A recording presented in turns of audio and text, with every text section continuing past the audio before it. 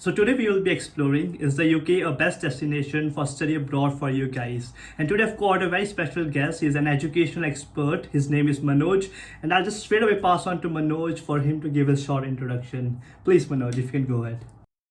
Yeah, thank you, Justin, for inviting me. I have been following your channel. It's very informative and very interesting. Hi all, I am Manoj. I am CEO of Think Big Global. We are a study abroad and training company. We help students studying abroad in UK, USA, Canada and Australia.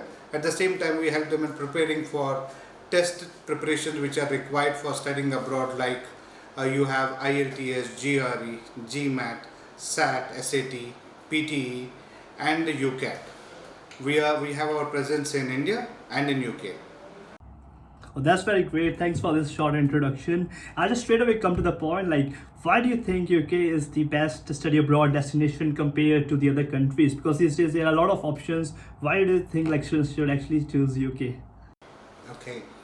See, when we are looking for studying abroad for a higher education, there are a lot of things that we need to consider before finalizing a country. Like, we need to see the safety. We need to see whether the university is having a good reputation, the structure of the course, the fee structure, what are the kind of the settlement options available post completing the studies. Then we look at what is the cost of living. By considering all those things, UK looks to be a total package. Like, if you, as you know, UK is having all public universities. You will have only 5 private universities. Most of the universities are public, and these universities are 100-150 years old. The quality of education is absolutely amazing. You have a course structure which are flexible. You can complete your masters within 1 year. When we talk about the fee structure, the fee is much lower than other countries like US and Australia. You have an opportunity to stay back in the same country for another 2 years under the option called PSW. Not only this, there are a lot of other options. For example, whenever you wanted to go abroad, it's your family also which comes into picture. This is one of the beautiful point about this country, is that you can travel along with your family. If you are married, your wife can travel, your children can travel, your spouse can travel. Another advantage is that the dependent, your spouse, can work here. Let's say that your husband is traveling with you. Your husband can work full time over there. Your children have a free education till the age of 16. Because the insurance is also covered, entire medical starting from your common cold to a major surgery, everything is taken care by the government. So there are so many things when we consider as a whole, as a package. UK is definitely one of the best place to study. Yeah, exactly. Thanks a lot. I mean, like, to be honest, post-study work visa is something which even I'm aware of. And to be honest, like, talking to you is even informative for me, because some of the things even I didn't knew, because Manoj himself is an expert and he runs his own company organization. So really, I love this response. Yeah, definitely UK is one of the best destinations for the international students. And the second thing, apart from the studies, is their part-time jobs. So what do you think, like, how easy it is to get a part-time job for a student who is newly landed in the UK? And also, like, once they finish with their degree, what do you think about the job opportunities after their degree once they finished it? You know, one of the best part about UK is that there are ample number of jobs. Last month I was in UK. We have hundreds of students who are studying in UK. So I met a lot of them to check practically whether they are working, whether they are doing well, or are they spending entire time only in working or not studying. But I was surprised to see the way the entire system was working. Students were studying, they were working as well. There are ample number of part-time jobs. The only thing what is required is that you need to search. You need to step out.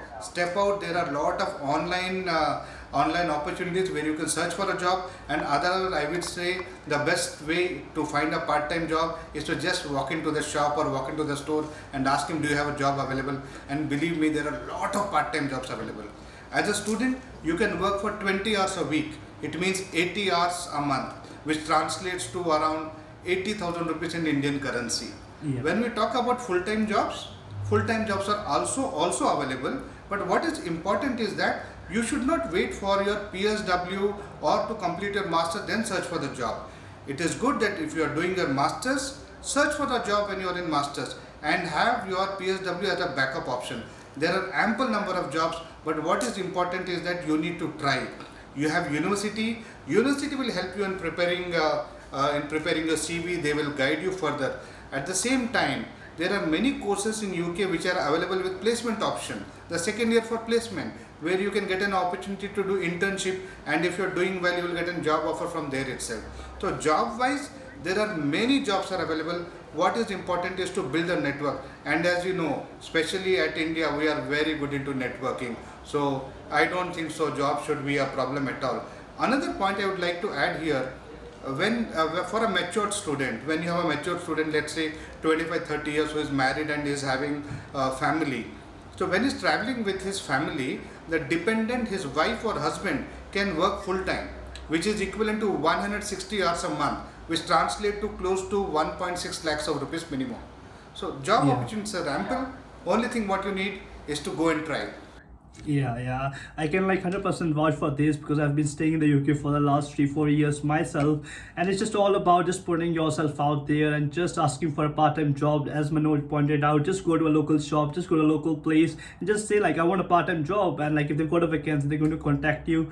And even same for the full-time job, like is all the processes online. You just need to search. You need to be resilient. If you get a failure, just don't settle down. Just try it again and just be resilient, and that's what Manoj is even pointing out here. So now I need to talk about like what is the general procedure in order to apply for a UK student visa. See, for going to UK, I think the most important thing is the course selection and the university selection. So as long as you're clear that what kind of course you wanted to do, all universities are absolutely good. You need to check which location you wanted to study. As a process, the first process starts with selection of the university, then selection of the course, then applying for the university for admission. Once you get the admission, you may get an admission which is conditional admission or unconditional. Then we have to complete the conditions whatever they have asked for, and for certain universities you may have an credibility interview. Once we clear the credibility interview, then the next step is for paying the deposit, and once you pay the deposit, you get a document which is called as cash, confirmation of acceptance of studies. Once you have cash with you, then you can directly book the slot and then drop the visa.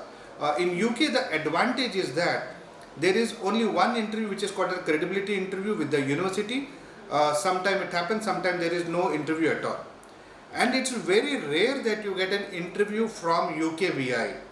Whereas when you talk about US, you need to appear at the consulate in front of the visa officer. But here there is no interview most of the time. So if you are looking for an opportunity where there is no interview, only a credibility interview, I think UK is the best. Yeah, even I think it was safe for me as well. I didn't have to do my interview with the university. So basically, the very first step is the getting your cash, and then the next step is to get the UK student visa, right? And does your organization help to apply for the UK visa? Yes, we do. We do help in applying for UK visa for the entire process. As I was sharing with you, like we are a training organization as well. So the first step itself is, if in case do you need that English testing language exam where IELTS we talk about, or we talk about TOEFL. So we train students for that.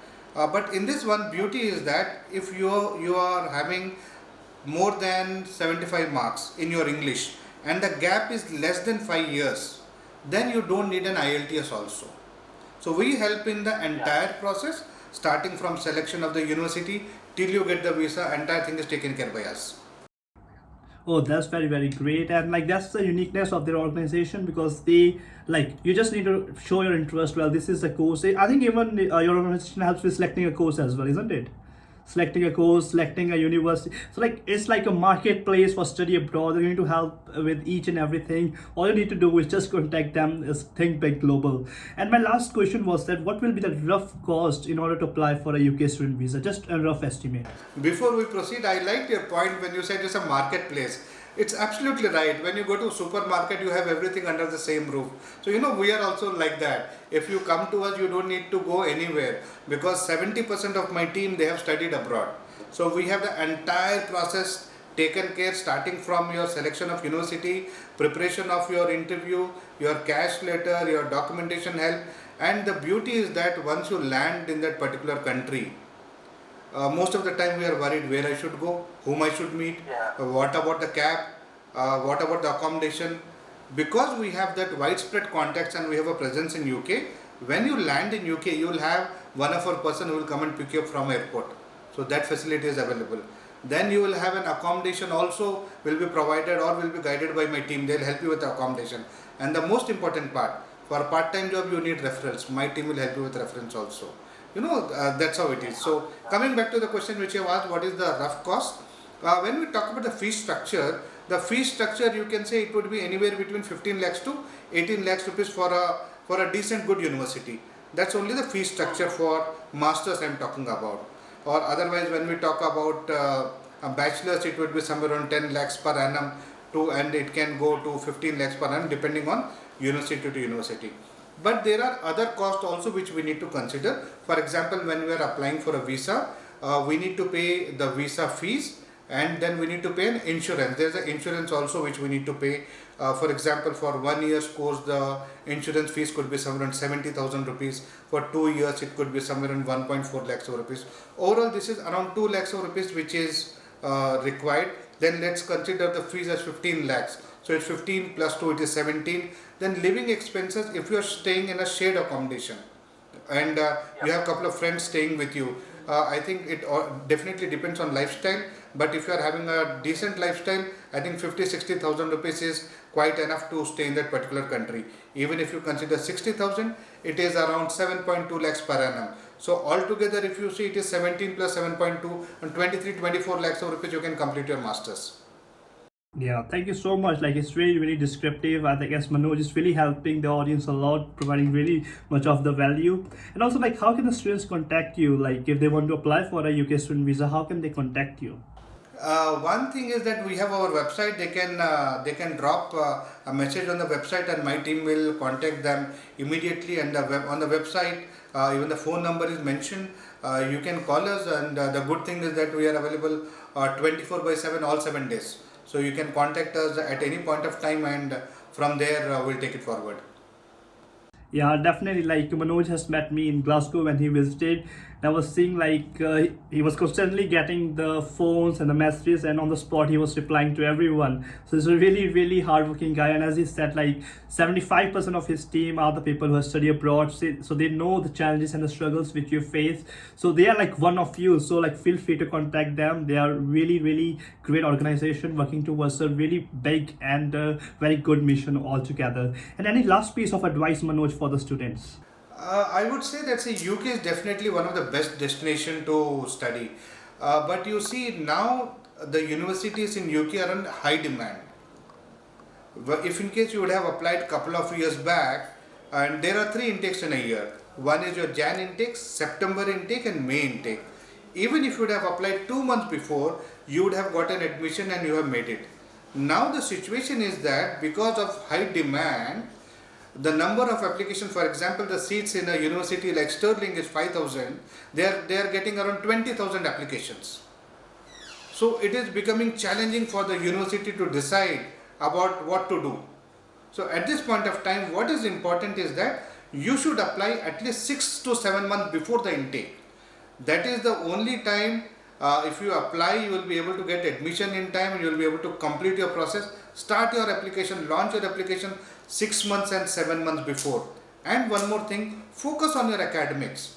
It is very important that if you get good score, there is every opportunity that you will get very good scholarship. Scholarship is available, and my team will help you in getting a scholarship that will in turn reduce your burden of the fees. So very important to study hard and at the same time apply early. Don't wait for the last moment. Sure. Thank you so much, Manoj, for your time and all the efforts which you and all the students which you have helped in the past. And I hope for the audience, like, feel free to contact them. All the contact details will be in the description. Their phone number, the website link, everything will be in the description and in the pinned comment. So feel free to check it out. So once again, thank you so much, Manoj, for having this conversation. Thanks so much, Jashandeep. Thanks for inviting me. I really enjoyed chatting with you. Look forward to see you in UK soon. Yeah, thank you so much. And for the audience, make sure to give it a like if the video was helpful and it provided value, and make sure to comment any doubts if you've got. Thank you so much. Yes.